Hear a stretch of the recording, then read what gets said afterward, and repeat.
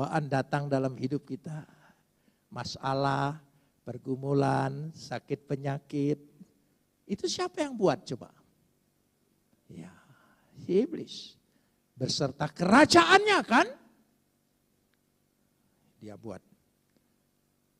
Dikatakan jauhkanlah kami daripada si jahat. Si jahat itu siapa? Iblis.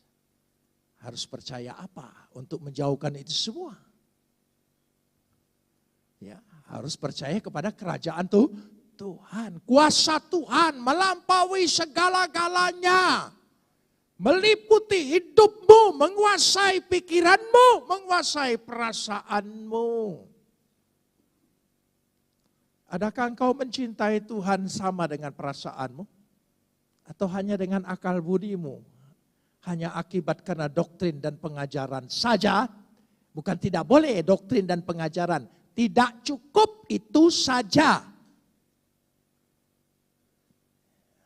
Jadi harus ada rasa seperti itu. Ya, dikatakan. Kita lanjutkan sekarang Mazmur 46 ayat 8. Mazmur 46 ayat 8. Mazmur 46 ini favorit saya. Ya, Mazmur 46 ini favorit saya.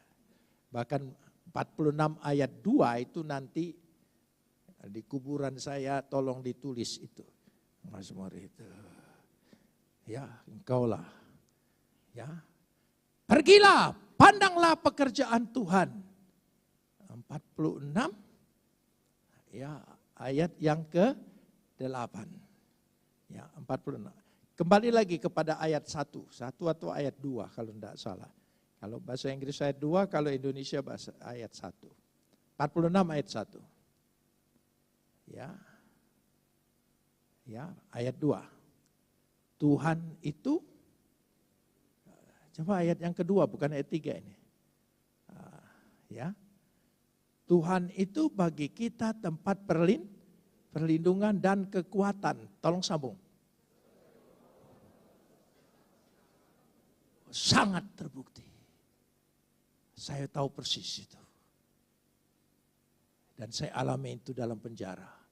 Setiap kali ada pengetatan dan rasa, saya yakin betul. Pasti ada jalan keluar. Pasti ada kelegaan. Pasti ada kelonggaran. Dan itu betul. Itu betul. Paling lama saya menderita dalam penjara 1 bulan. Bulan kedua jadi bos mafia. Memerintah seluruh preman. Waktu di Kalisosok, bulan-bulan pertama, saya bisa saksikan dengan teman saya, tapi tidak usah saya sebut. Bulan pertama saya mengalami isolasi, susahnya luar biasa. Bulan kedua, saya tinggal di tempat yang paling nyaman, kamarnya besar sekali, isinya hanya 3. Bekas Diponegoro ditahan. Katanya banyak setannya di situ. Ya, saya ikutin saja. Karena tidak mungkin menolak. Sengaja orang-orang yang bandel-bandel masuk ke sana semua. Dan saya di kamar itu, saya berharap betul Diponegoro datang. Tapi enggak datang-datang. Kamarnya besar, bisa buat taman dan kolam ikan. Oh iya, dapat makanan suplai dari mana-mana. Kalau saya mau pergi olahraga badminton, beberapa preman mengiringi saya. Oh, ya jaga sana. Bola jatuh ada yang ambilin. Karena saya tidak makan jatah penjara dimakan mereka. Ada korpe, ada pembantu. Berapa pembantunya? 2. Saya sendirian, pembantunya 2. Mau buang air sudah siapin. Ditungguin oleh dia. Hebat enggak saudara? Enggak ada bos seperti itu. Ya, karena itu saya sangat percaya ayat ini. Ya, Tuhan penolongku dalam kesesakan sangat terbukti. bisa dibuktikan. Amin. Oh, ini penting sekali. Dari situlah kita melihatnya. Ya, kita lanjutkan. Dia tidak mengalami datangnya keadaan baik. Dia tidak mengalami datangnya keadaan yang baik. Welo yir ke yafotov. Tidak dapat melihat datangnya kebaikan-kebaikan. Artinya tidak ada pengharapan. Dia tidak pernah mendapatkan manfaat apapun dengan Mesir. Ya, bahkan dia akan merasakan di sana lebih susah karena waktu pemerintahan Fir'aun Necho waktu itu.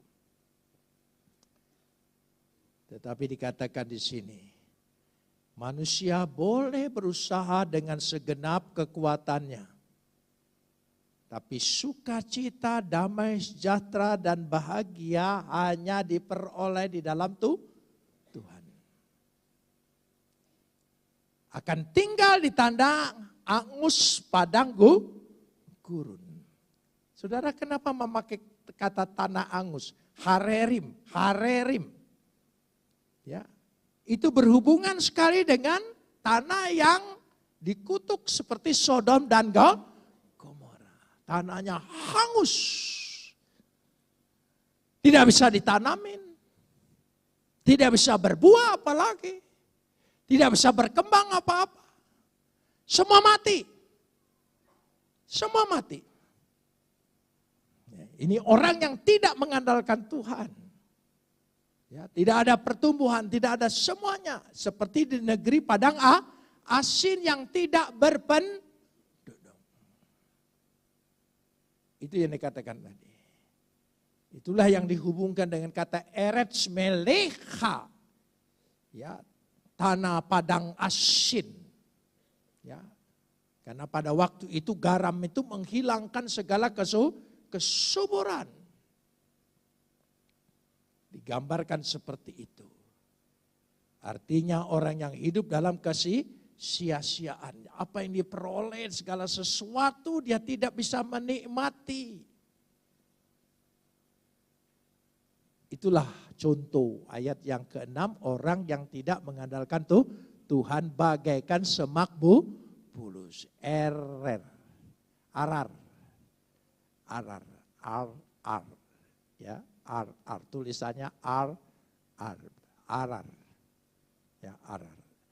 Tapi orang yang mengandalkan Tuhan, perhatikan ayat yang ke-7, kita masuk di sini ayat yang ke-7. Ya. Diberkatilah apa? Orang yang mengandalkan Tuhan. Perhatikan ayat 5 diawali dengan kata apa? Terkutuklah. Saudara bisa mengerti kata berkat dan kutuk beda? Apa mirip? Beda. Amin. Beda. Maka pada waktu kita menerima berkat Tuhan, curahkanlah pikiranmu dan perasaanmu. Bahwa aku sungguh-sungguh menerima berkat Tuhan. Engkau tidak meminta-minta, tapi engkau memberi. Engkau tidak akan mengemis, tapi kaya. Apa yang dibuat engkau pasti berhasil. Pasti ada buahnya, hasilnya dapat dinikmati oleh engkau dan turunanmu.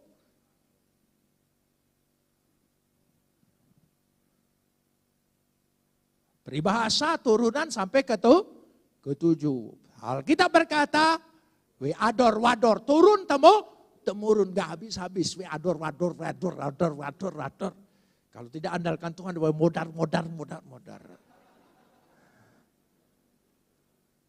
Orang yang mengandalkan Tuhan, asher yipta ba'adonai. Asher yipta badonai. Artinya yang menaruh harapannya pada Tuhan. Perhatikan ayat yang ke-7. Yang menaruh harapannya pada Tuhan. Wehaya Adonal miftahu. Jadi orang yang percaya, orang yang menaruh harapan, dikatakan di sini kata yipta miftahu. Semua berakar dari kata bata. Jadi kata bata, kata percaya itu saudara, juga termasuk punya pengharapan. Saudara mengimani? Saudara percaya? Apa masalahmu? Pasti ada pengharapan di situ. Ada asa, amin. Ya, jangan saudara pikir ya tidak ada. Ada. Pasti ada. Mari kita imanin seperti itu. Itulah orang yang diberkati Tuhan. Ya. Sehingga dikatakan di situ dengan jelas kalau kata yipta itu adalah kata kerja, miftahu itu adalah kata benda, artinya percaya itu harus dengan tindakan. Engkau jatuh cinta, itu perasaanmu kan? Terus engkau tidak kerjakan, hanya jatuh cinta. Gitu. Itu apa namanya saudara? Orang yang jatuh cinta itu, mabuk kepayang. Iya, kalau tidak ketemu, ingin rasanya ketemu. Sehari rasa sewindu. Waduh. Itu fantastis. Orang Indonesia itu kalau ngungkapin perasaannya heboh-heboh semua, saudara. Iya. Ya. Dikatakan di sini, lautan api pun aku seberangi. Luar biasa. Iya, kayak hebat aja. Tapi orang Indonesia kalau cari bahasa, top. Saudara, enggak pernah ringan-ringan, hebat-hebat. Makanya banyak perempuan ketipu. Sudah sampai di situ dulu ya, saudara. Jadi saudara mengakui atau tidak, laki-laki di sebelahmu itu hasil penipuannya itu. Itu, ya kan? Sudah kita lanjutkan sekarang ini, ya.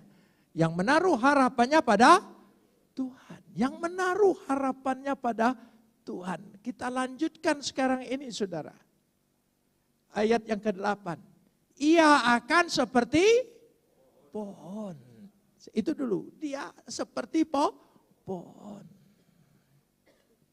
Artinya kalau semak bulus tidak ada eksistensi dan kehidupan. Kalau pohon ada eksistensi dan kehidupan. Itu bedanya. Orang yang mengandalkan Tuhan seperti pohon. Katakan, aku seperti pohon.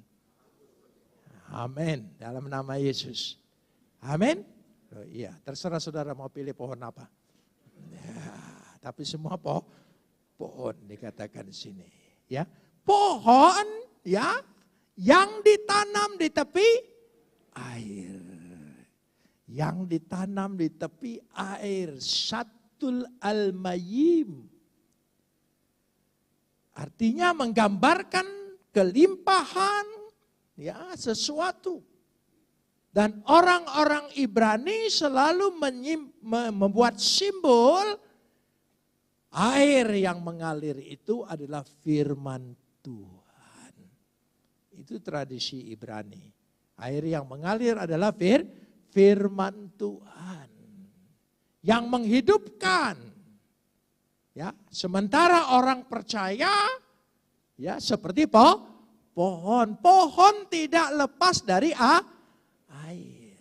Kalau dia lepas dari air, dia jadi semak bulus. Itu saja.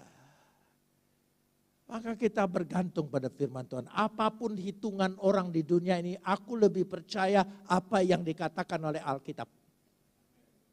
Amin. Ya, imani seperti itu. Dianggap orang bodoh, tidak apa-apa. Ya. Orang pandai dengan akalnya, banyak akal-akalannya. Ya, dikatakan. Jadi dikatakan di situ orang yang ya seperti air, ya. Firman Tuhan. Ya, dikatakan. Lalu yang merambat akar-akarnya ke batang air. Yang merambat batang air. Ya. Yang merambat dikatakan di situ batang air. Ya, merambat di tepi batang air. Ya, sebetulnya ya di situ ada kata sungai. batang air oleh lembaga Alkitab itu sungai. Orang Ibrani menyebut air yang mengalir adalah air yang hidup. Secara ritual dipakai baptisan sampai kepada perjanjian baru. Dan air yang mengalir, air yang hidup itu adalah Yesus. Semua kembali pada Yesus. Amin. Pribadi itu yang kita punya harapan, dalam pribadi itu kita punya kehidupan. Dan bukan hanya hidup, tapi punya kehidupan. Amin. Pribadi Yesus. Jangan lepas dari pribadi itu. Amin. Enggak ada pribadi seperti itu yang menyerahkan nyawanya, tubuhnya. Tidak ada. Sepanjang zaman, sepanjang sejarah agama. Tidak ada. Hanya Yesus. Ya, dikatakan di situ.